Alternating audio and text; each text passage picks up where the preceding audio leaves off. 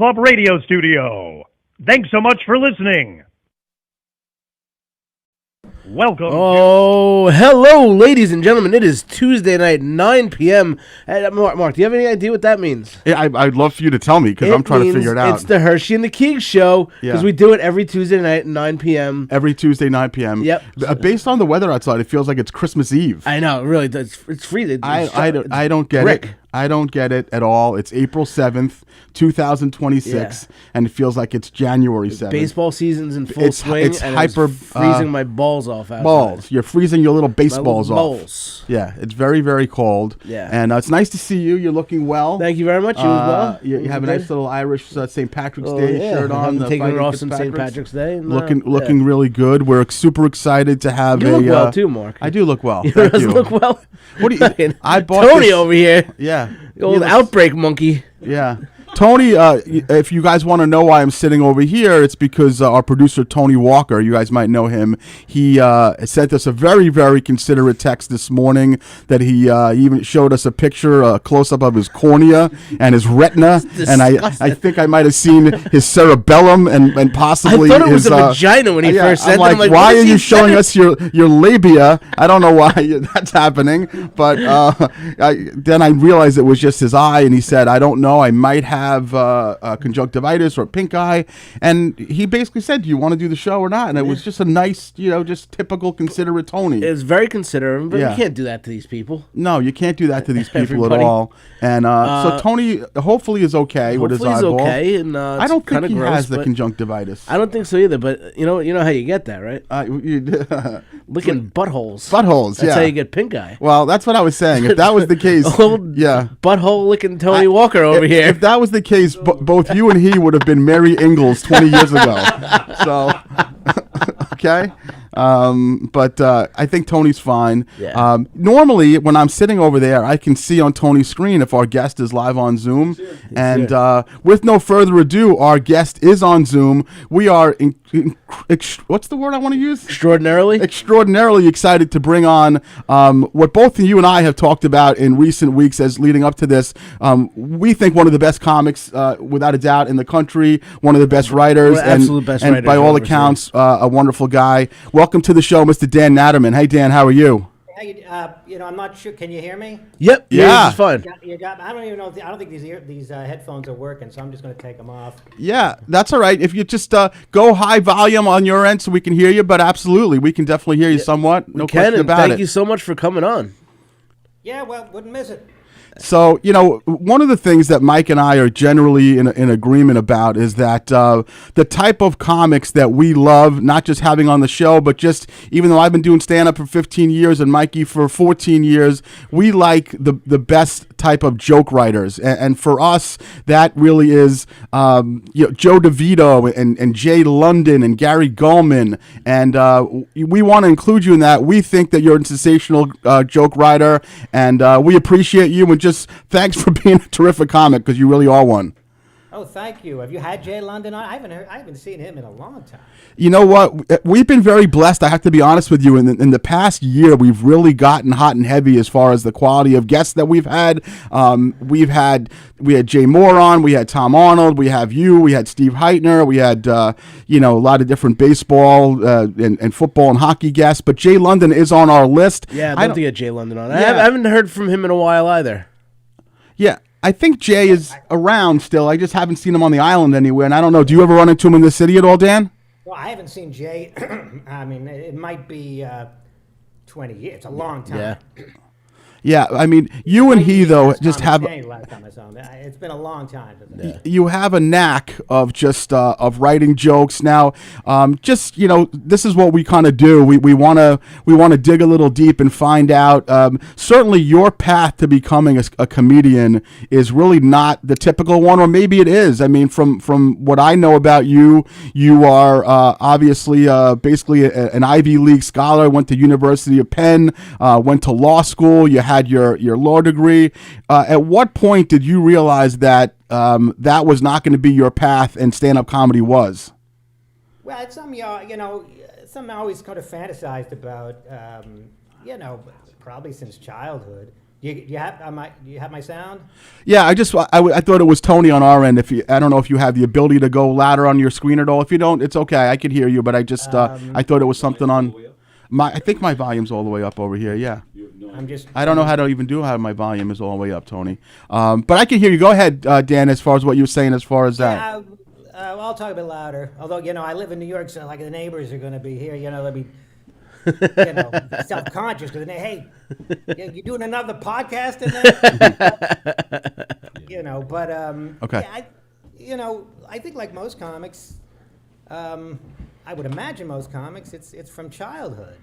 And of course, Eddie Murphy would, like, in those days, you couldn't go on TikTok or Instagram and see just all day long comics. Right. Swiping, you had to wait all week long to see somebody on Letterman, or whatever on the Tonight Show on Carson, and if you had HBO, which I didn't have, so you go over to a friend's house and watch like One Night Stand or one of those things. Yeah. But there wasn't that much. But what there was, I was into, and Eddie Murphy was the biggest one at the time when I was in high school. Yeah. Sure. Raw and Delirious, yeah. So, but I'd love to know. I mean, your family, that you go to law school, you go to UPenn, you get a law degree. What's the reaction from them? Like, wait, he's doing what? He's going to open mics at. I think the reaction wasn't bad. I mean, I have the degree. It's just, I think because I'm the youngest kid, and they're like, well, all right, well, we knew one of them. You couldn't get all three, That's two out right. of three ain't bad, as the old saying goes. I think because by the time they got to me, the other two were doing normal stuff, so they were just like, all right, we expected at least one to go bad. So, There you go. you got three, you can't have all three. And so were you the funny kid growing up, not just in your house but in school? Were you an extrovert or an introvert? I mean, tell us a little about that. I tried to be the funny kid. I don't know that I succeeded. Obviously, you get better, with age and experience. My teachers certainly didn't think I was the funny kid. That's for sure. And the other kids, some did, some didn't, I guess. But Yeah. I wasn't as good as I am now. But.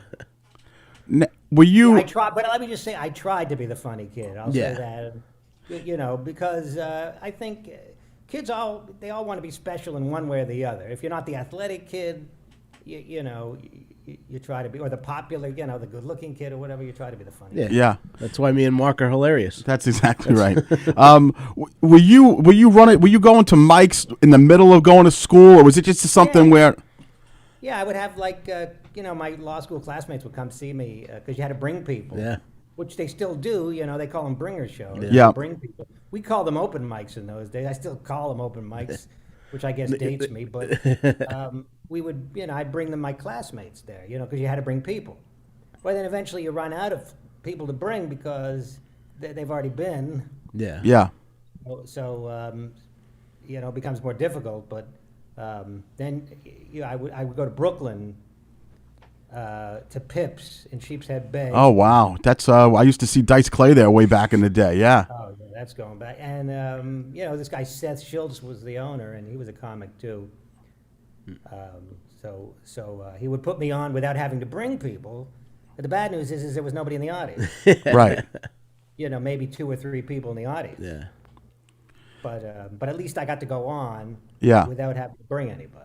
And who are some of the people, like, I know, when I started, I still kind of run with the same crew, the people that I'm super close with. Who are the people that you, if anyone, did you found yourself, kind of doing road trips with and doing mics with? Was there any group of people that you used to run with like that? Well, people that you might not know. Louis Schaefer. Yeah. He lives in England now. Mm-hmm. Russ Maneve, who's no longer doing stand-up. Yeah. He's one of the few people that got out. Usually, you get out in a body bag, typically. Yeah. Nobody leaves this business. Yeah. But he left. There's a few people that do leave. But Yeah. Geraldo I used to open for. That's a name, obviously. You know. Oh yeah. Yep. Another lawyer. That's the only well-known guy. Yeah. But I used to open for him. Mm-hmm. And Zach Galifianakis, I used to do open mics with a lot. I mean, he's probably the most famous guy Sure. that I did open mics with on a regular basis. Yeah, I mean, I find that to be super interesting. Now, I'm curious, do you, it seems like this was a passion for you. Do you find that all these years later, 25, 30 years later, do you still have the same passion about the business as you did when you started, or has it changed because it's become a job for you? Tell us a little bit about that. Well, I still have the same. I still get the same kick when a new joke works because that's really what it's all about. Yeah. The jokes that work every time. If they work, whatever. You know but they're it's gonna work. the new Yeah. jokes. It's the creative process. That's still great. But when I was starting, nobody expected to make any money because we were just new, and you had nowhere to go but up. And so that was exciting. Yeah. And everything was like, I got passed at the comic strip. Every little thing was like my first time in Los Angeles, which I didn't even make any money because I had to pay the airfare, stay on a friend's couch to make me laugh. Yep. Yeah. Wow. But the first time you get on a plane and go to Los Angeles, I'm going to LA to do a TV show. I mean, all these things were just new and amazing. Yeah, those little victories, little milestones. Yeah. I used to go to Christmas parties and be like, "Oh shit, David Tell is here." Yeah. Right. Exactly. At the comedy club Christmas party. So that's obviously that excitement is gone, but you still have the creative process that is still exciting. So, but yeah, part of it, much of it is a job. I mean. Yeah. Now, you don't always feel like going on stage. You don't always feel funny. Yeah. You don't want to go out of town. But. It's a job. it's what you do. Yeah. It's a job, but it's a job where there are moments that are, I think, you wouldn't get at most jobs. I mean, the fact that you're at this point of your career and you still have probably a very long way to go, but you're one of the few people who can say that they did Conan and Letterman and Craig Ferguson and Kimmel. Like, do you ever look back and say, Jesus Christ, I really, I've kind of made some strides here in this life? Well, I guess, but I guess I'm one of those people that always looks forward more than they look back. Yeah. And that was great at the time. Now the business has changed, and it's Instagram and TikTok, and so I mean, yeah, that's where things are. So I don't really look back too much at all those shows. Yeah. Well, I more look forward, but without that's all gone. I mean, there's Fallon, I guess. Yeah. But. Now, I don't want you to disparage any of your fellow comics, but you obviously know we're in a different era right now with the Instagram, TikTok, and Reels, and you see a lot of the crowd work videos. And I know that you're more of a joke writer, succinct joke writer, than you are a lover of the crowd work. What's your take on this whole new Matt Rife world of stand-up these days? Well, I have nothing against crowd work on principle. It's just that I don't like being without a net. I mean, you have to be very confident that you're going to, because you keep, okay, where are you from? Okay. Yeah. If you can't get anything with that, what do you do? Yeah. Okay, well, I'm not getting anything Next with that. thing you know, you're six questions deep with Is nothing. this your girlfriend? No, where did you meet? Eventually you'll get something. Yeah. But you have to be willing to do that. And it's just, I get too anxious. I want to know that I got it, something to say. So I don't do, typically don't do crowd work unless it's crowd work that I know the ant. Like I'll say, I got a joke about Canada. Any Canadians here? Okay. Then I just do my joke anyway. Yeah. Right. So, it's not really crowd work. So I'm not against crowd work. I mean, it's unfortunate for me because I don't really do it, as I said. And a lot of it is the same. Where you're from? Yeah. What do you do? And wherever you're from. Oh, is this your girlfriend? So, in that sense, it's a lot of the same stuff, but some people are good at it and they come up with some great stuff. So, for me, and I guess I just don't know his shit. I haven't seen him, so I don't. Well, I mean, listen, a lot of these comics nowadays, I mean, they're coming out with actual specials just devoted to crowd work. And maybe it's because I'm an old fart who grew up loving, Buddy Hackett and Jonathan Winters and comics like that. Like, I like the traditional old style way of comedy that, fighting with an audience member, like Set up punchline. I don't know, man. I set up punch, exactly. Set up punch twist. Like, I don't know. I just don't care for the new way. But I guess unfortunately, that seems to be the way a lot of comics are making headway these days, is by doing this crowd work business. Mm-hmm. Well, Todd Barry had a crowd work special, but that was before everybody was doing That's it. before everybody. Yeah, exactly. So you got to give him credit for that. Yeah, I mean, Todd Barry is kind of, I think, along the lines of a Dan Natterman and a Jay London type, because his jokes are, he's a fucking genius. He's the type of writing, and his crowd work isn't that insult type of back and forth where you're yelling at the crowd, they're yelling back at you. Yeah, it's very conversational. I don't know. I assume, I know you're constantly at the Cellar and the other big clubs in the city. I'm sure you've been running with him for a long time. I would guess that you consider him a pretty strong joke writer as well. Yeah, obviously, but his he does crowd work too, and it's it is different, a little bit different than everybody else's crowd work. Yeah, no, absolutely, for sure. I find it interesting, and we've been finding this a lot, that a lot of the comedians that we know also have a passion for music. Like, I don't know if you know, Mike's best friend in the business is Richie Byrne, and Richie is a guitar player, a singer. I believe I read somewhere that you're also a guitar player. Is that true? No, I during the pandemic I bought a guitar and I went at it hard, for about 6 months, and then I just I guess it just wasn't in me. I think people that are great musicians, they pick up the guitar or whatever instrument and they don't put it down. It's just that kind of passion for it. Yeah. I just guess I didn't have, because I put it down and figured, all right, I'm just going to listen to other people that know what they're doing. But I was really into it for about 6 months. No, I don't play guitar. I like music. I mean, I listen to music. Yeah. I like to sing along, but so maybe I'll pick up the guitar. So you never had any musical background? Just in the middle of COVID, you said, I'm going to pick up at 40-something years old. I'm going to pick up a guitar and try to learn. 50-something. Yeah. Did you say 40-something? Thank you. Yeah. Yeah. I don't know. I guess I don't know why that. What precipitated that, but yeah, I decided to try to do that, and like I said, I was really into it for a bit, and I just kind of Yeah. Like I said, I think people that are born to be musicians, they don't put it down. They don't, I mean, I read Jimi Hendrix used to go to the bathroom with his guitar. Yeah. Yep. And Steve Vai was giving an interview where he said, the other kids were out playing and video games and this and that. And I was like, no, I don't want to go out and play. I want to play the guitar. My partner, Mike Keegan, he goes to the takes to be bathroom great. with a trombone, actually, which is vile. Tell us who to this day, who current day, and who, aside from Eddie Murphy back in the day, who makes Dan Natterman laugh? David Tell and Tracy Morgan and Rick Shapiro. I haven't seen in a long time. Oh wow, Rick Shapiro. Yeah. Yeah.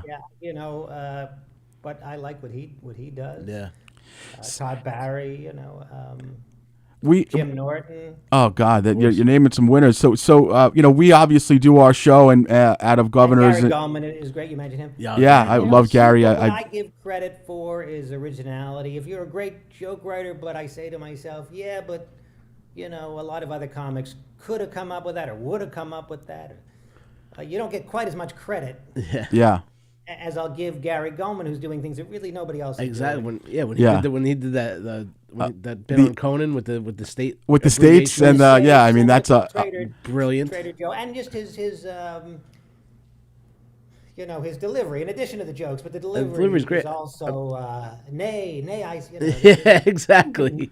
I remember it was one of the first open mics I ever did in the city. Gary Goldman dropped in, and wow! And I didn't really know him before, and I'm like, this guy is just such a good writer, and it was awesome. And not only that, I mean, I've gotten to meet him a few times, and he's just a wonderful guy, and he's done a lot for the mental health community in recent years after having his own stuff going on. So I happen to love him. I've contacted him with mental health questions. Yeah. He's Wonderful man. Yeah, so if you're doing things that I don't see anybody else doing, I'll give you extra credit. Yeah. Yeah. David Tell certainly falls into that category. Todd Barry certainly falls into that category. So- Jim Norton falls into that category, and I think it's very ballsy of him to talk about his wife being trans. Exactly. Yeah. Before, I don't think anybody was doing that. Yep. Yeah. And Keith Robinson, I mean, since his stroke, it's a big price to pay, but Yeah. I think he's gotten funnier. Yeah. Yeah. I Because he's talking about something so real. I and agree, So raw yeah. and so different than what everybody else is talking. Yeah, I mean, for me, like, I love when comics show their vulnerability. So you take Gary Goldman, who was in a real situation of considering ending his life on multiple occasions, and you take Keith Robinson, who now struggles walking, and one of his hands is turned up, and the way he speaks, like, and he gets up on stage every single day, and there's no more vulnerability for a typical person to be on stage, and then you add in what he's going through. It's just it's truly fantastic to me. Yeah, and and he's I mean, I don't know what goes on inside his head, but he doesn't complain, and he doesn't throw in the towel. That's for sure. Yeah, He doesn't seem to get down or depressed or why me or any of that. yeah. So that in and of itself is pretty amazing. Pretty neat. You mentioned Attell, and Mike and I both love Attell. We were, like I said, we do our show here at Governors, and we both perform here a lot. And Dave was here maybe it was like a month or two ago, a couple of months ago. And when I tell you, like, in my 15 years of doing stand-up, I've seen this room, we always talk about this, how like when comics will go and say they post that they kill, and we always know that if you're a comic and you say you killed, you means you never killed. Yeah. But when I say in the 15 years that I've been in this room, whether it's performing or just coming before I was even a comic, Attell was one of the top 5. Mike Yard, I've seen murder this room. Keith Anthony, I've seen destroy this room. But what Attell did. He is he's a master craftsman, and I think, and you can attest to this, please, too, Dan, he's one of those comics that no matter where the rest of the comics are in the comedy club, they make sure that they're in the back of the room for when Attell is up. Yeah, I mean, and that goes back to the '90s when I started. He was already the guy, Yeah. I don't know, I can't speak for the younger generation, and by younger I mean like 40, because Yeah. that to me is the younger generation, but. I don't really know if they have the same veneration. Is that the right word for Attell that we did? Yeah. But we used to go down and watch him, and guy's a force of nature. He's, I think, a generational talent. Like I've been in this 30 years. I haven't seen another Attell come along. Yeah. So. Yeah, I just think that's my opinion, but. It's my opinion too. The way his brain works and the way he just structures a joke is really just like he's the kind of comic that makes you pissed off that you're a comic. You know what I mean? Like, because there's just you want your brain to think that way, but I guess like you said, he's kind of generational and everyone's fighting uphill to get to a guy like that. Ultimately, as far as like again, you're probably going to do stand-up for many, many more years. You've accomplished so much. Are there things that you still want to accomplish from? Or have dementia. Yeah. What? But even with dementia, I'll probably still do it a little bit. Yeah, exactly. Still do it a little bit. What kind of things do you still want to? I mean, you've been on Late Night. You were in Crashing. You were terrific on that show. Like some things that you're like, I want to check this off my bucket list. I'm working on this idea for this web series where I try different things that I would never normally try. Mm-hmm. So I'm trying to get that going, which I think could be interesting. Like try. I don't know what it be. Depending on the production, the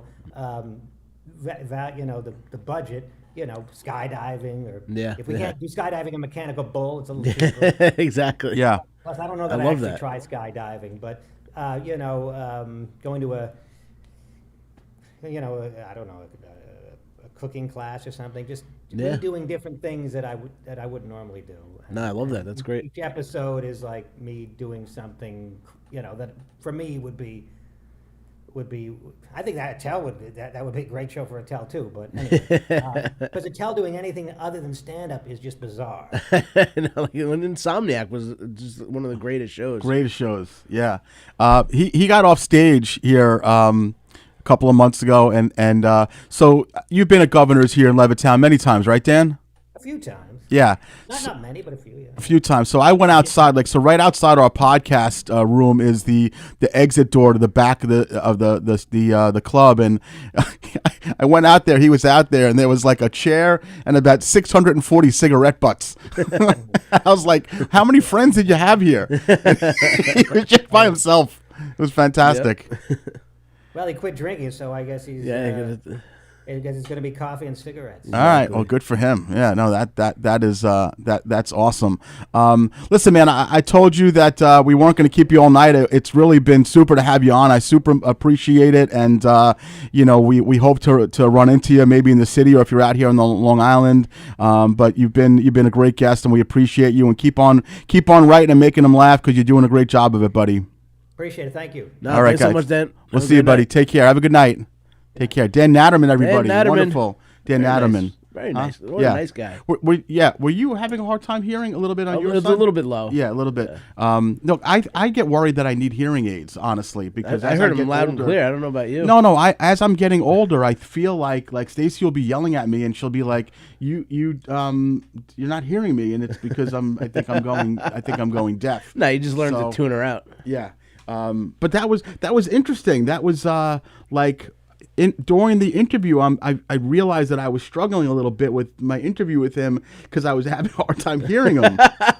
Oh, you're done. I gotta get a new podcast partner now. Yeah, no, you know what I'm saying though. Yeah, like you should I hang feel up the like headphones. that really does change the cadence of an interview. Yeah. Like I wasn't sure when to stop talking. Which, I got you. Yeah, that's always an issue for me anyway. I know. You know. Yeah. But that was interesting. Nice guy though. Super nice guy. Yeah. Super nice guy. Absolutely. And like you said, check him out. He's just a phenomenal writer. yeah, like it's funny. Like when I do our pre-show production, I usually find out like a ton of information about people. He's kind of a closed book. You know what I mean? Yeah. Like there's not a ton of information about Dan Natterman out there. Yeah. Dig a little deeper. Yeah. Well, I don't think I didn't get that far. I don't think I did. But what do you think, Tone? You think have you had him on before? No. No? Okay. Thanks, Tone. Thanks. Great input, Tony. Yeah. Help us out, Tony. That was the pink guy talking. Yeah, seriously. You have pink throat? Oh, he does. Tell us. Don't ask me what's pink online. Yeah. Oh my God. Did we already talk about the pink guy at the beginning of the show? Or was that before the cameras were on? No, I think we talked about it at the beginning of the show. You know what? Yeah. Here's the problem. Sometimes when we start our bullshit like around 8:45, let's put it this way: the stuff that we were texting back and forth before the show. Oh God. It would have been the greatest content for the show ever. And I'm just thinking, we can't do it. Did we talk about that on the show tonight? We should. All right. Don't do it. Right. Don't do it. I live in this town. I just want to live in general. Yeah. But God, someone should have the fucking balls to do something like that. Really, I wish one and I don't had a spine. listen. Do I think that our daily texts are worse than other people's daily texts? Probably are. They're pretty fucking horrible. Yeah. With that said, though, I still think that there are people, like just the common person, if you said to them, just went up to anyone in the supermarket and say, we're just going to take the worst text that you've written all week and we're going to read them, nobody would really want that. Yeah, that's true. I mean, we would really, really not want that. I wouldn't want it, but I'd be like, all right, here you go. Yeah. You know? No, I don't. I think that, I think that you would lose a lot of friends. I think you wrote about the monkey in the cage. Tony, what the fuck, Tony, with this guy here? The stuff you wrote about the Jews with the pennies. Oh my goodness. Exactly. Whatchamacallit? How does your eye feel now that we're a half hour in, by the way? It hurts. Oh, Yeah? It hurts. You might have like a little. I think you might have gotten a little scratch. Did you? Do you? You don't wear contact glasses? Nothing like that. Glasses, yeah. Yeah, but only what for reading for Distance. distance. Okay. He was roughhousing in a Turkish bath. Yeah. That's what he looks like. Mike, tell me where the place is. 48th and 9th. So let's do a little sports talk for a second. Yeah. People seem to really enjoy our Jiggs McDonald interview last week, and we certainly enjoyed the hell out of it. And I had a little epiphany today. Did you? Yeah. So like, was it 1 week ago we had Jiggs on? 1 week ago. So 1 week today. Yeah.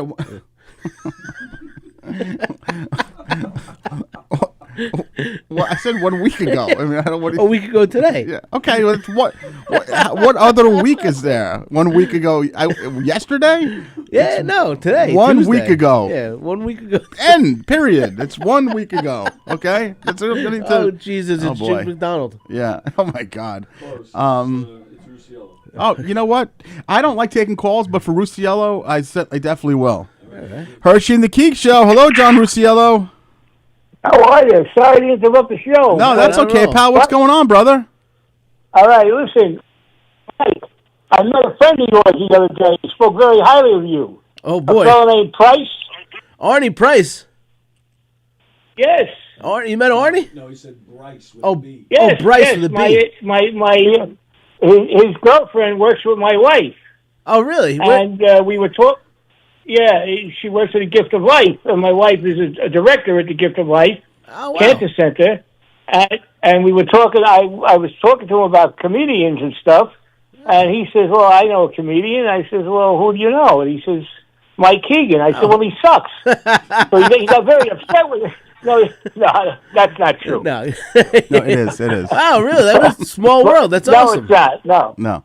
No. He spoke very highly of you, and I thought, everybody breaks balls. Oh, Florida, you go to die, and this and that, and the other thing. But nice young couple, very handsome fella, and it was kind of refreshing. That where do you know him from? Did he live in Long Island? I didn't get too much of a chance to talk to him. He used to live in Long All right. Island, I believe, yeah. So you know him well, Mike? Okay. Yeah, very, yeah. No, that's awesome. It's a very Bryce small world. So No, Arnie Price, I thought. Artie, Price, and Bryce work at the Walk of Life. But no, that's so cool. Very neat. Yeah, it is cool. Yeah. Well, that was nice of you. Thank you, and tell Bryce when you see him, tell his wife I said hello. Yes, I certainly will. I tell him. I said I was going to call in on the show. Yeah. Yeah. I said, and I was going to tell him. But listen, Mr. Hirschman, I got to ask you a question. Sure. Bryce I called was in next watching time. your show, and you said you used to go to Pimps and watch Andrew Dice Clay. Back in- How old are you? I'm going to be 55 years old. Because Andrew Dice Clay started in 1978. I used to do security for the Pimps. You did scare it, really? Wow. Yeah. John, Yeah, how long ago so, did you? When did you move to Florida from Queens or Brooklyn, wherever you were? I was in Patchogue, Long Island. Oh. Okay, and I moved in August of 2000. When we moved there, 5 years ago. 2021. Oh wow! I didn't realize. So you were in Patchogue all that time? Yeah, I didn't realize. Yeah. Wow. He was only in Patchogue. Yeah, I was in Patchogue. Sure. Yeah. I was a Long Islander. I hated it, but I was a Long Islander. But you're more of a I don't original like Long Island. Queens or Brooklyn guy. Yeah. Well, no. I'm surprised you don't know because you watched the show. I was originally born and raised in the South Bronx. And from the South Bronx, I moved to Westchester County. Okay. All right, and from Westchester County, I moved to Northern Jersey. Yeah. And no, I'm not one of those Brooklyn guineas. What all those moves? Were you on the lam? What put all those moves? No. Listen, I upgraded myself. You Okay. know, living in a 4-story tenement in the South Bronx. Yeah. All right. Then I got a job. Yeah. All right. I got a pretty good job. You know, it was the New York City Police Department. Absolutely. So I said, well, let me go out of the Bronx, and I went to Westchester County. I went to Yonkers. Okay. I bought my first home in Yonkers. Okay. And after that, I had a couple of kids, and we outgrew that house. and we went to northern Jersey, even though I had to keep a New York residence. Sure. Because of the job, but we moved to northern Jersey. Gotcha. So that was lived the American dream. Moving on up, brother. Exactly. Yeah. What they say, moving on up. I love it. Well, we love to hear from you. Tell Bryce we, that we story. hope you're feeling good. Tell Bryce we said hello, and make sure you tune in with Tony tomorrow morning. Okay, buddy Tell boy? him I said hello. Bryce doesn't know Talk to you. you He later. knows me. Bye-bye. Bye, All right, guy. Johnny. Bye, Thank buddy. you, brother. John Rusiello, everybody. The Herschy and the Keegs show is not one to take impromptu phone calls, but when you get a call from a legendary dude like John Rusiello, you take right. it because he's a good man. He's a former NYPD cop. He is a good friend of Tony's show. He's a good friend of Knockin' Big Bryce's. Comedy. He's a friend of Bryce, Bryce's wife, Bryce's Walk of Life. What was the Walk of Life? What was Yeah, it? the Walk of Life, the Dire Straits song. Right. He does the walk. He does the Walk of Life. Yeah. They do. Yeah. They're Yeah. road crew for the Dire You don't know who Straits. Bryce is, do you? No, you have no idea who Bryce is. I do. No Bryce clue. I is. didn't think so.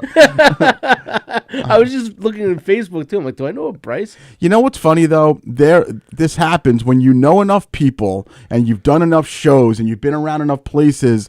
There will be people who'll be like, it happens to me all the time. Like, oh, someone said they know you, and then you don't really know who they are. But then you see a picture, you're like, oh, I remember that guy. Whatever. So that's probably what it is. No, I know. I'm kidding. I know Bryce. You do know Bryce. He's from Long Island, and his wife is in the Walk of Life. Works with Walk Dire of Straits. Life. Yeah, exactly. So getting back to Jigs. So during the show 1 week ago today, I had one of the questions that I had for Jigs, which was a little bit random, but it was always something that I was curious about, is why out of all sports is hockey the only sport that will fire a coach with a few games left and replace them? And sure Lo enough, and behold, 3 days later, the Islanders fired Patrick Roy and brought in Mark DeBerge, or whatever the guy's name Mark is. DeBerge from OAR. Right. The OAR lead singer is now the head coach of the Islanders. But, of course, I can never leave well enough alone, and I just have to just ruin everything. I decided this morning because in my mind, I'm like, in my mind, Tony, I'm like, should I reach out to Jigs and just say, man, I'm like, what a coincidence it was that that a week ago I was saying to you tomorrow. A week You ago, called him yesterday, right? I was saying to you that what a strange thing it is about the coaching. So I said, I should have just said, please don't call Jigs and tell him that. hold on, 9:46 this morning. 7 days ago, when I asked you about NHL coaches being fired very late in the season, I think that I may have jinxed things for Patrick Roy. Wow! Exclamation point! I didn't see that coming. And then as soon as I hit send, I'm like, why did I do this? No. Like, I'm gonna Just ruin send it to me. Yeah, send it to you. Pretend Well, I'm- sure enough, 10:07 a.m. Nor I did. I should have, though. Hindsight showed some indicators both on the bench and lack of hustle, even during play line changes, etc. So I got a very nice. You got like a sports commentator's answer. from that. Yeah. So that's our buddy there, Jigs McDonald, who is a wonderful guy, a Hirschman buddy. Yeah, And similar to your relationship with Bryce, that's mine with Jigs. Exactly. Yeah. So Somebody's gonna tell Jigs. I met Mark Hirschman. Oh yeah, good guy, Long Island. His wife's in the Walk. That's right. His wife's name is Bryce. Yeah.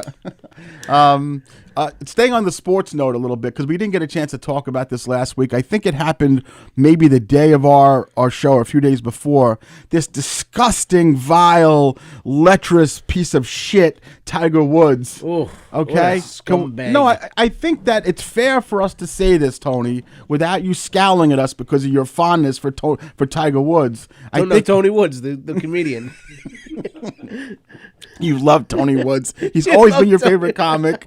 You don't care how he drives. You don't give a shit of how Tony Woods drives or what kind of pills. No, Tiger Woods. Eldrick Tiger Woods. Yes. He's the guy who had 15 majors and, then all of a sudden started taking roofies and downers and uppers and popping pills and driving into things and getting his ass beat by his ex-wife. Dude, the funniest thing, though, do you see, like, He's walking back to. First of all, he's on the phone. Yeah. And then Yeah. the cop goes, "Could you talk to us?" He goes, "Oh, sorry, I'm on the phone with the president." Yeah, the And all you president. see is the overturned car right behind Right, him. He's yeah. like, That's just right. so casual. Sorry, I'm talking to the president. He just overturned this car. Yep, yeah. He's the best driver. He's the best driver.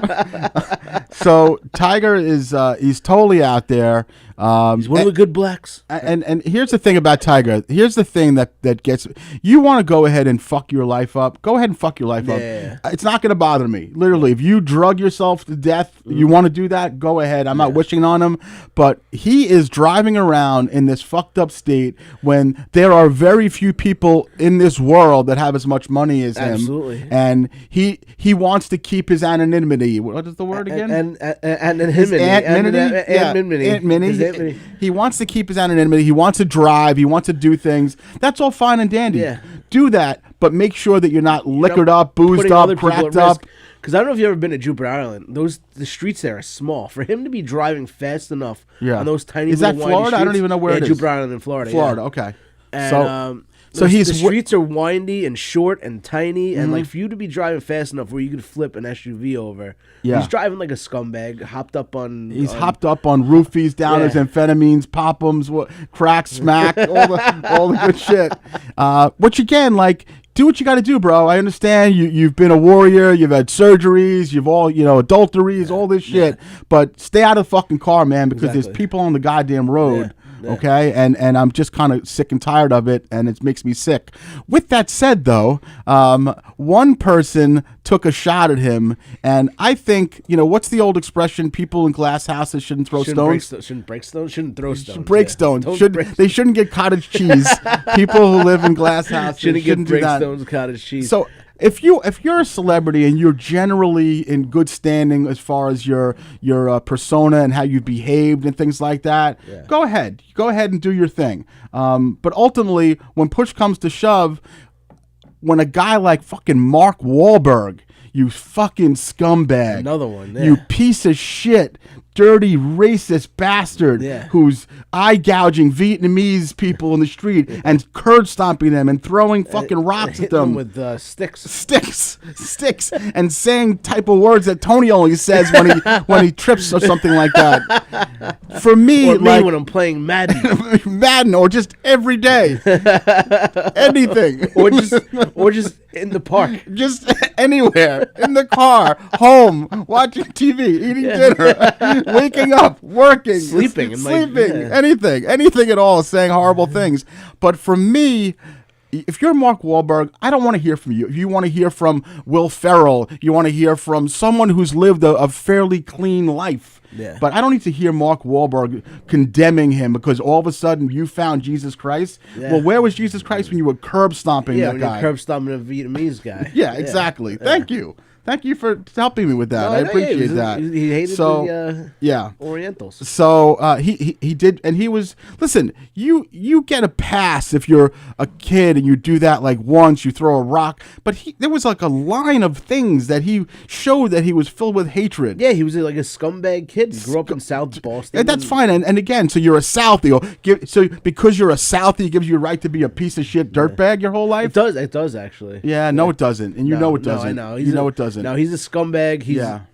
But now he's like your Jimmy Kimmels that he became famous by having girls jump on trampolines and objectifying women. But now anybody that's trying to make Jimmy jokes Kimmel, like that, he demonizes them. Jimmy Kimmel and fucking Mark Wahlberg are two of the scummiest pieces of shit. Mark Wahlberg. I don't want to talk about Mark Wahlberg anymore, but I want to talk about Mark Wahlberg. Okay, I went to Hebrew school with him. He was a little fuck. He stole my yarmulke once. Okay, then I had a whole thing of pennies and tinfoil, and he took those too. So fuck Mark Wahlberg. Fuck Mark Wahlberg. Fuck all those guys. They were pieces of shit, and I don't want to hear about either one of them anymore.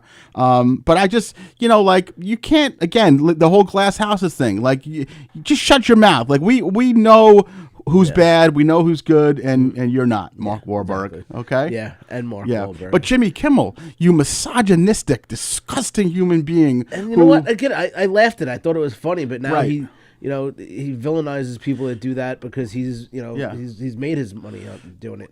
Him and Howard Stern. Incredible how I believe both Howard Stern and Jimmy Kimmel in their early days before they maybe were multi-billionaires, both in blackface. Yeah. Disgusting behavior.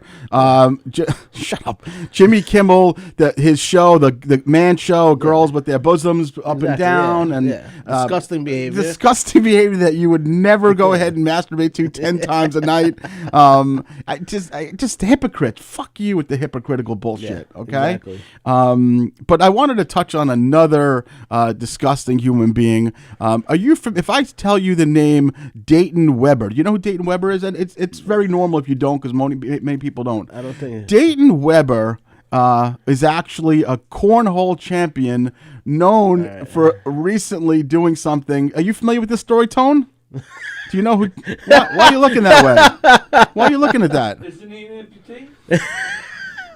Dayton, I wasn't. Why'd you ask Tony? No, I wasn't asking because he's a single amputee. This guy was a quadruple amputee. That means leg, arm. Like a fucking chicken nugget. Yeah, he looked like a little goddamn McNugget, a little 6-pack McNugget. Dayton Weber is a 4-limb amputee who literally shot a man to death. Yeah. I don't know if the story has come out as to what the motive was, exactly why he did it, what led to it. Limb envy. Was it limb envy? I just know that. Can you just picture like there's the wake and like it's Jimmy Bob Cooter that's in the box there, and then like the conversation is like, what happened? He fought off an armed robber. Well, not exactly. Not No exactly. armed robber. Yeah. Was he showing valor? Was he protecting his girl? No, it's not exactly what happened. Well, what did happen? He got shot by a chicken nugget.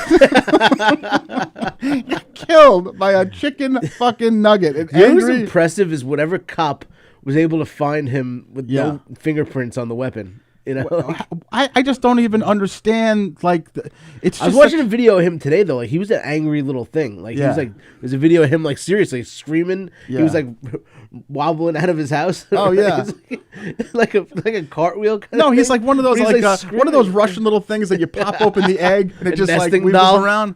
Is that him? Nesting doll? There he is. Oh, so he has like the little prosthetic leg type of thing. But he wasn't. I don't know if he was. Wait, is that me? Is that Mark Hirschman? If Mark Hirschman and Tony Walker had a kid. Oh my God, that's Mark No Walker. Mark Can't Walker. Holy Jesus Christ Almighty! Oh, what a freaky looking what thing. a horror show that is. Like, and here's the thing: like, he's gonna be in jail, and like he's gonna try to put up a fight, and they're just gonna be like, what's he gonna do? I know exactly. They're just gonna be like, he's helpless. He's just he's like, they're gonna just be holding him up. He's just a hole. That's it. They're just gonna. That's it. That's it. It's a fuck the chicken nugget day over here today. And he's a fleshlight. And he's in cell 12, we're going to go ahead and bang the nugget. He's just going to be turned inside out. Yeah, he's really just a human fleshlight in jail now. Yeah, no, it's not going to be good. It's not going to be good. Toss him to the next guy. Right, they just go ahead and like he just bounces around, like he doesn't actually get hurt or anything like that. At one point, he just gets used to it. Speaking of prison, I have tried and I have not gotten any word back, but I have been trying to get not Brooks Hadley, but Byron Hadley, I should say. Yes. From it's going to be tough to get Brooks Hadley. Brooks is not good. Brooks was here. You have a shovel. Yeah, but I'm going to keep on giving a try for that. Did he no nothing response? yet? Nothing. But I don't give up easily, you know that. Yeah. So I won't give up. One thing I wanted to make sure that we talked about. One of the most horrendous things I've seen you say. Like, I always wonder when you're on social media. We've talked about this a million times. Like, when you write these things that I read and I'm like, I just sit and shake my head. Do you ever do you write it and then you like delete it? You're like, oh, I'm going to write it. I'm not going to write it. Or it's just like. I don't think I've ever used the delete button on my never computer used the delete button. Yeah. So. It's the only one that's not worn out. Country western stars fans may know there's a famous country star named Ray Stevens. You ever hear of Ray Stevens, Tony? Of course. Yeah. So Ray Stevens the other day, at 96 years old or something like that, he actually had a fall and he broke his neck. And there was a full story on one of these websites about how Ray Stevens fell and broke his neck and he was in the hospital. And it was a very sad article, as you could possibly imagine. And then the only reason why this showed up on my feed was because I saw a comment from Keegan that said he probably can write a nice country western song about this.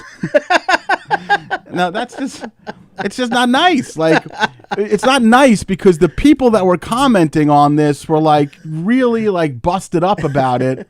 And then he throws this in. But they're supposed to be sad. Sad. It would be perfect. I know, but like, no, I was being genuine. no, you definitely were. All right. I don't know what you were being actually. I have stuff on you. Do you have stuff on me? Yeah. There's nothing that could I be don't know about if me. anybody has ever seen Mark's truck before, but if you see the new bumper sticker, What is this? The thing that you wanted to told me that I you were think gonna... so. That Tone might bring it up because I wanted him to bring something up. Yeah. Mark got a new bumper sticker on his car. How did you even see this? Where did you see this? Oh, at the club the follow other you day? around. I Yeah. follow you around. All right, go ahead. Let's see. It's there. Okay. I've seen some gay things in my life. I love animals as much as the next guy. You're an animal lover. I am you an are a animal dog lover. pet lover. Yeah, you definitely are a lover for sure. Are you kidding me? I mean, Tell everyone what it says, Mark. I listen. I saw this on someone's car a couple of weeks ago. Possessed you to And I don't know. this? I've taken a lot of heat from the families, especially my kids.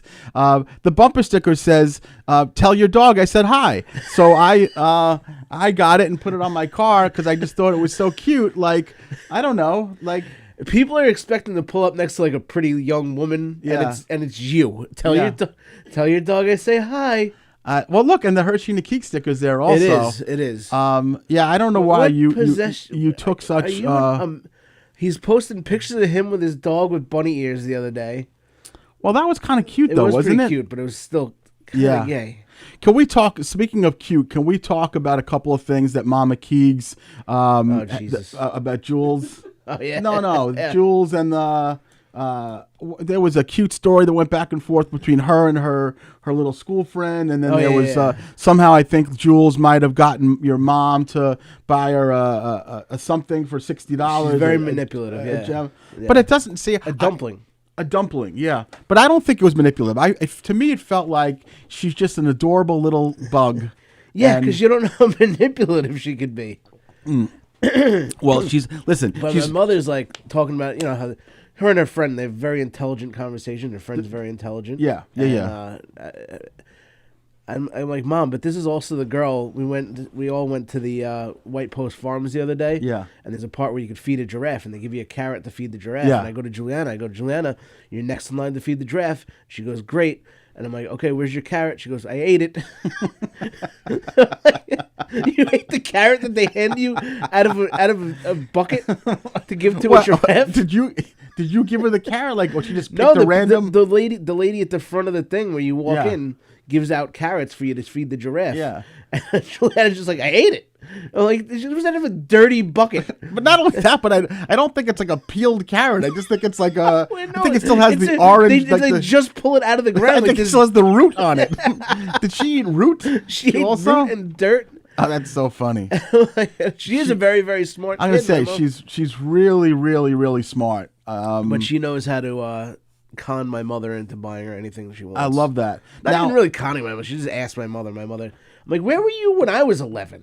wait a second. So You know what when I was 11, you know what my mother used to do? Take me to Toys R Us. I'd pick out 3 things. Yeah. She'd tell me to go to the gumball machine and put 2 of them back. yeah, I'm like, where was the lady that spends $80 at Five Below wouldn't buy me 3 things at Toys R Us? How does it work? Just from a scheduling standpoint, when if Jules is on break from school, like mom just takes a day off of work, or Like Mondays and Tuesdays, my mother goes into work late. Oh, Anyway, okay, She okay. didn't really have to. She's kind of like off on Mondays and Okay, Tuesdays. gotcha. So like they Okay. stayed in, they hung out. They went to like IHOP this morning or Friendly's and stuff and hung gotcha. out. So Jules slept Okay. over last night. okay, gotcha. Yeah, I don't know. You say it's manipulation. I say it's the blooming life of an extremely intelligent person. Yeah, and she's that's very smart. probably She's gonna a good good kid. She's a good kid, and she's She's reading gonna at an 8th grade level. She's in 5th grade. reading at an 8th grade level. If she was tested already for that? Yeah. That's crazy. Yeah, good kid. Well, it's good to see that, and you know what? Your mom is, in her early 60s, probably wants to enjoy while she's very young, and Juliana's young. 2003? Huh? What? My mother's in her early 60s. No, she is. She's in her early 60s. Yeah. Whatever the case may be, she's a wonderful grandmother, a Grammy to Jules, and so. But yeah, they get along well. They like hanging. I love that. I was on Knock 'em Dead comedy show on Friday. Whoa! Myself and Tony Walker. And you came into the studio? I came into the studio. Yeah, actually, I was off of work, and then I was getting a haircut, and I actually turned on the show, and I saw Cole Fiumara on the show, and I got to tell you, that is one impressive young person. I was in the barber chair. The show, it was 12:30, and I texted Tony. I said, I saw you. I'm sorry. Yeah, no, I saw you right. I thought you were gonna bite me. I'm like, what the fuck was that? that? You met him because I only saw him and her on the show that day. I didn't know you came in. Yeah. So you met him. I'm like, where did Mark meet Cole? Like, yeah. So I was in the barber chair, and it was 12:30, and I was like, shit, I really wanna meet Cole. You know, over here at Gappy's. I was over at Gappy's, and then I said to Tony, I said, do you mind? Yeah, I wanted to surprise Cole and Rosie, so I came in, and on the way over here, I'd heard or maybe I was in the chair at the time. Cole was playing some guitar, and then he was having a back and forth about with Nick Raystone, and he was telling Nick that his mother never buys him underwear, that his underwear is too tight, and so he can play guitar. He is extremely funny. Like he's just like she is. Like he's just a naturally funny kid. Yeah. And Tony was having a good time with him, and they were laughing, and I think he's single too, Mark. Jesus Christ. No. The point is, good kid. I know what you're saying. We're talking about good young people. Yeah. Okay. Yeah. And I had Juliana and Cole get along very well too. Someone. Yeah. There was. I watched fireworks over the summer all together. There was a party and. Why do you guys have to be that way? I'm not the one who has a picture of the kid on my wall, Tony. That's true. Rosie do it up there. Yeah, sure I don't know. Did. I was gonna. That was up there before Rosie even started doing the show. Rosie came in. She's like, "Why is there a picture of my son up here?" Yeah. Rosie gave That's not tape that's sticking it to the wall. Rosie wasn't even doing comedy yet. She wasn't even on the scene at all.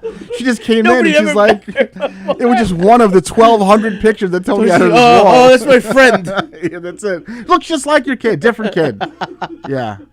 I don't know. It was just funny. I had a point, and then you guys, you had to make it uncomfortable and ruin it for me. No, Cole was playing the guitar. He was a funny kid. Yeah. Oh, what I was saying was during that time that I was on, Tony I felt like he was a little almost accusatory of me that I had the flyer that you made for the May 21st show. Like, you let that go out there, and I was like, I literally had nothing to do with this show. Like, I'm lucky I'm on the show. But he thought it was interesting that me and Rosie, I guess, or Eric, and we okayed it. But it's a Chat GPT. It is. It's all AI. It's a placeholder because actually Michael Paris is going to make a one that's more, the images are more look actually like us. Gotcha. But Tony's like, he didn't like how that did AI you either, yeah. He's like, how did you let that go out there? I didn't even know it was going out. Like, I had no idea. I just did it as a placeholder because I just wanted Ange to put it up on the website so we could start selling some tickets for it. Yeah, no, it's going to be good. May 21st at the Brokerage Comedy Club in Belmore. Yeah, I'm super excited about this thing, and I do want to meet with you just so we can figure out exactly the dynamic of how this is going to work. And, yeah, I'm actually Michael's supposed to call me tomorrow. We're going to set up the time, either a phone call or just meet in person. All right. I mean, you let me know. I don't know if you want to just do it with him, you and yourself, but because we want to all structure it together because I want it to be like a culminative type of thing. Culminative, cumulative type of thing. Yeah. It's going to be cool. So May 21st, Brokerage Comedy Club, main room. It is going to be a sensational night. Michael Parris from OAR, who was on our show, is going to be on our show again. I think in a couple of weeks he's going to come on for a little bit. That's going to be super dope. I'm going to be doing some comedy. Mikey is, Rosie Fiumara, Eric Haft, Richie Byrne. Eric and Richie are both musicians. Eric might bring his drum kit and do some drums. Richie may sing a little bit, but definitely you'll be seeing from AOR, OAR, and AOR also. Coming too. Michael Parris. So please go to govs.com and get your tickets for that. Music and comedy, something different for you. Yeah, percussion and jokes. We called it. What's it called? Percussion punchlines. Yeah, it's great, dude. It's very clever. So I am super excited about that. Mikey, before we go ahead and touch on what it is that you want to pitch besides that. Saturday night, I'll be at the Surflight Theater in South Jersey, right around the shore. Good. Surflight Theater, it's me, Ross Bennett, and Joe Bubowitz. Nice. And it's going to be a fun show. I think I'm sleeping at the theater. They messaged me today. He goes, you need a room? I'm like, no, I could drive back. He goes, no, I got a room for you. It's in the theater. So he goes, that's where the people that do the summer stuff sleep in the theater there. So I don't know if I'm sleeping backstage on a cot or something. Yeah. We'll figure it out. I'll talk about it on Tuesday. All right, dude. Enjoy. But yeah, come there Saturday. And then April 25th, Mike Keegan and Friends right here in the Giggle Room at Governor's. Good. May 21st. Percussion and punchlines at the brokerage, and some other stuff happening. Some other stuff. Good. And Mr. Tony Walker, the host of the Knockin' Dead Comedy, what is it called? Knockin' Dead Comedy Show, Monday through Friday at 11 o'clock. He has been killing it on the show lately. What do you have coming up from a comedy show, a magical magician show, all that stuff, Tone? After you see Mike Keegan and Friends on April 25th, shoot on over to the brokerage. Knock 'em Dead Comedy. We got the late show over there. Showtime is 9:45. I love it. We're doing a mob-themed, audience interactive comedic murder mystery show. You guys get to solve the crime. It's a lot of fun. Music and dancing and all sorts of fun. Yep. Love it. Awesome. Very good. All right. Just like that. Here we are, 10 o'clock. Thank you to our guest today, Dan Natterman. Thank you to you guys, as always, for watching and listening and sharing. We will be back next week. April 14th, Tuesday. We have 1 week from today. Oh, God. So what we're waiting to see, we might have someone that you're going to be opening for on April 17th, but we don't know yet. Perhaps. But yeah, okay. April 17th, if anybody wants, I'll be with Kevin Farley at the Bridgeport Cabaret Theater. Heather, is that what's Yeah. Bridgeport Downtown Cabaret with Kevin Farley. That's awesome. But yeah, he may be coming on. So all right. But our actual guest for next week's show, I'm super excited about this. You guys remember I was on that YouTube TV show a few months ago, the sports TV show. I checked today. It has just under 500,000 views on it. So it's gotten a lot of activity. And the two guys, I mean, I met a whole bunch of people every single day, don't you? Every day, every fucking day. Look at the comments, people shitting on me all the time. I love it. But the two guys that I decided from the beginning that I wanted to have on our podcast, it could have been any of them. They were all terrific. But the guy who was the one young guy versus the 10 old heads, this guy, Jay Roebuck, phenomenal. Yeah. He's fucking brilliant. Music mind, brilliant basketball, sports guy. Jay will be on. And also the other OG that was sitting next to me, a guy named Mike Turner from New Jersey. Mike Turner not only is a very knowledgeable sports guy who I had a great time hanging out with that night, he also finished second on Survivor in season 42. So he is a big time social media personality. That's my favorite season. And he's just a 42. Super cool guy. I think we're going to have a really good time with them. I don't know if they're going to be on at 9 or 9:30 because ultimately if Kevin Farley comes on, we'll probably we'll do little splits. Yeah, we'll figure it out, but we'll keep you all posted. We'll keep you guys posted. And that's it. We'll see you guys April 14th, 1 week from today, 9 o'clock, govs.com or govspodcast.com. We'll see you guys then. Thank you. God Bye. bless.